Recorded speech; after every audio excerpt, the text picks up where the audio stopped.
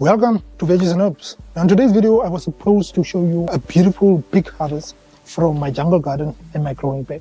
But instead we will be talking about why that didn't happen. So in today's video I will walk you through what I did, what likely went wrong, and what I will be doing differently next time. It's important to know that gardening is not always perfect, and that's okay.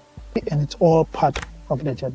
Now in November I planted 6 sweet potato slips in a barrel and 6 sweet potato slips in a growing bag as part of an experiment to see how sweet potatoes will perform in growing bags. In February I went a little further. At the tail end of summer I planted 8 to 10 sweet potato slips in my jungle garden to allow the slips more space. In April I harvested the sweet potatoes from my barrel. The harvest was decent, and it was clear that the deep container and the warm temperatures truly help with the development of the sweet potatoes. Now today, when I harvested the sweet potatoes from the growing bag, the harvest was totally small.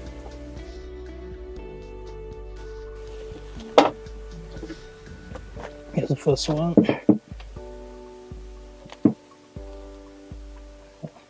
Nice. So it's clear that the growing bag clearly produced a small harvest.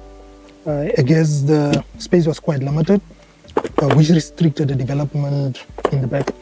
So at this moment, it seems like the barrel definitely performed much better than the growing bag. So this morning when I dig and harvest some of the sweet potatoes from my jungle garden, I found that there was not much tuber development underground. So it was a little disappointing, but it was also a learning moment. I think one of the first mistakes I made was that I planted the sweet potato slips in the middle of February, which was the end tail of summer in South Africa. Now sweet potatoes need 5 to 6 of warm temperatures or warm weather to grow adequately. So the warm temperatures and the long period of time allowed the tubers to develop much bigger. Starting late means that there was just not enough time for the sweet potatoes to grow adequately. Now in the past I had some success with sweet potatoes starting them late, and I thought that I would be lucky again, but clearly this time around it was not the case.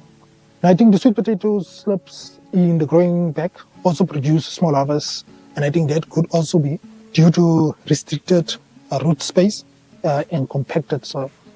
And also I think there was not sufficient warm temperatures for the tubers to develop adequately in the growing bag. So what I learned from the process is that if you're in the southern hemisphere, it's important to get your sweet potato slips into the ground in October, November.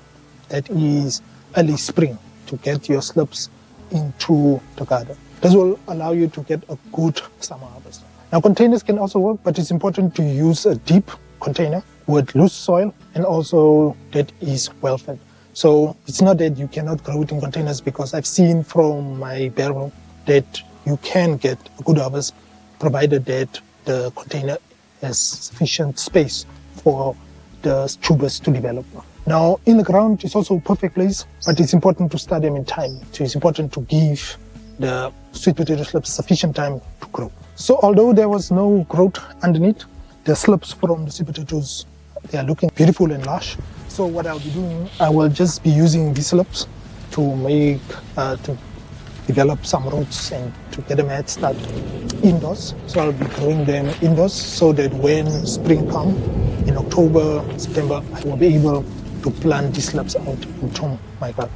So what we learned is that not every harvest is a success, right? And that's okay. Gardening is a constant or continuous experiment.